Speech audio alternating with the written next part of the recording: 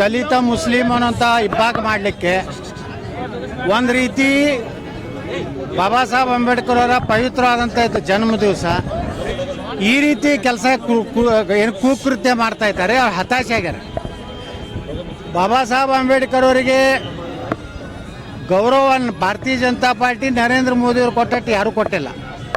ಅವರ 5 ಕ್ಷೇತ್ರಗಳು ಜನ್ಮ ತಾಳಿದಂಥ ಕ್ಷೇತ್ರ ಇರ್ಬೋದು, ಅವರು ಏನು ಇಂಗ್ಲೆಂಡಿನಲ್ಲಿ ಕಲ್ತಂಥ ಒಂದು ಕೋಣೆ ಇರ್ಬೋದು, ಅವರು ದೆಹಲಿಯಲ್ಲಿ ಕೊನೆ ಉಸಿರಿಳಿದಂಥ ಒಂದು ಮನೆ ಇರ್ಬೋದು, ನಾಗ್ಪುರದ ದೀಕ್ಷಾಭೂಮಿ ಇರ್ಬೋದು, ಎಲ್ಲನೂ ಪಂಚ ತೀರ್ಥಗಳ ತಿಳಿಯುತ್ತು ಭಾರತೀಯ ಜನತಾ ಪಾರ್ಟಿ ನರೇಂದ್ರ ಮೋದಿ ಅವರು ಮಾಡಿದ್ದಾರೆ.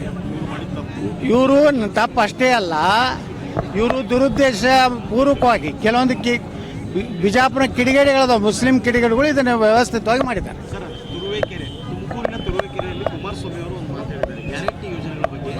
ಗ್ಯಾರಂಟಿ ಯೋಜನೆಗಳಿಂದ ನಮ್ಮ ಹಳ್ಳಿಯ ತಾಯಂದಿರು ದಾರಿ ತಪ್ಪಿದ್ದಾರೆ. ನೋಡಿ, ನಾನು ಅದಕ್ಕೆ ಕುಮಾರಸ್ವಾಮಿ ಅವರು ಇದಕ್ಕೇನು ಪ್ರತಿಕ್ರಿಯೆ ಕೊಡೋದಿಲ್ಲ. ಆದರೆ ಇವೆಲ್ಲ ಗ್ಯಾರಂಟಿಗಳು ಲೋಕಸಭೆ ಚುನಾವಣೆವರೆಗೆ ಅಟ್ಟೇ ಇರ್ತವೆ.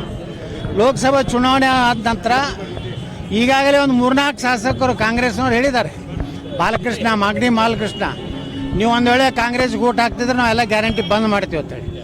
ರಾಯರೆಡ್ಡಿ ಅವ್ರು ಹೇಳ್ಯಾರ, ಇದು ಭಾಳ ದೊಡ್ಡ ಹೊರೆ ಐತಿ ನಮ್ಮ ಸರ್ಕಾರ ರಾಜ್ಯ ಬಕ್ಕಸಕ್ಕೆ ಅಂತೇಳಿ. ಇವೆಲ್ಲ ಏನು ಸ್ಕೀಮ್ ಅದಾವು ಕೇವಲ ಲೋಕಸಭೆ ಚುನಾವಣೆಯವ್ರಿಗೆ ಮಾತ್ರ ಇರ್ತದೆ. ಲೋಕಸಭೆ ಚುನಾವಣೆ ಆದಮೇಲೆ ಹಂತವಾಗಿ ಒಂದೊಂದು ನೆಪ ಮಾಡಿ ಈಗಾಗಲೇ ಕೊಡಬೇಕಾದ್ರೆ ನೆಪ ಮಾಡಿ ಕೊಟ್ಟಾರ. 10 ಕಿಲೋ ಕೊಡ್ತೀನಿ ಅಂತಿದ್ರು 5 ಕಿಲೋ ರೊಕ್ಕ ಕೊಡ್ತಾ ಇದ್ದಾರೆ. 200 ಯೂನಿಟ್ ಕೊಡ್ತೀನಿ ಅಂತಿದ್ರು, ಈಗ ನೀವು ಎಷ್ಟು ಬಳಕೆ ಮಾಡ್ತೀರಿ ಅದರ 10% ಅಂತಾರೆ. ಹೀಗೆ 100 ಕಂಡೀಷನ್ ಹಾಕಿ ಇವತ್ತೇನು ಮಾಡ್ತಾ ಇದ್ದಾರೆ. ಚುನಾವಣೆ ನಂತರ ಯಾವ ಗ್ಯಾರಂಟಿನೂ ಉಳಿದಿಲ್ಲ, ಕಾಂಗ್ರೆಸ್ ಸರ್ಕಾರನೂ ಗ್ಯಾರಂಟಿ ಇಲ್ಲ. ಯಾರು ಶಿವಮೊಗ್ಗದಾಗ ದೊಡ್ಡ ದೊಡ್ಡ ನಾಯಕರು ಅದಾರ. ತಾಯಿ ಹೃದಯದ ಪೂಜ್ಯ ತಂದೆಯವರು ಅದಾರ. ತಾಯಿ ಹೃದಯದ ಪೂಜ್ಯ ತಂದೆಯವರ ಸಣ್ಣ ಮಗ ರಾಜ್ಯಾಧ್ಯಕ್ಷ ಅದಾರ. ತಾಯಿ ಹೃದಯದ ಪೂಜ್ಯ ತಂದೆಯವರ ಹಿರಿಯ ಮಗ ಅದಾರ. ಅವರು 3 ಮಂದಿ ಇದ್ದಾಗ ನಮ್ದೇನು ಕೆಲಸ ಐತೆ ಅಲ್ಲಿ?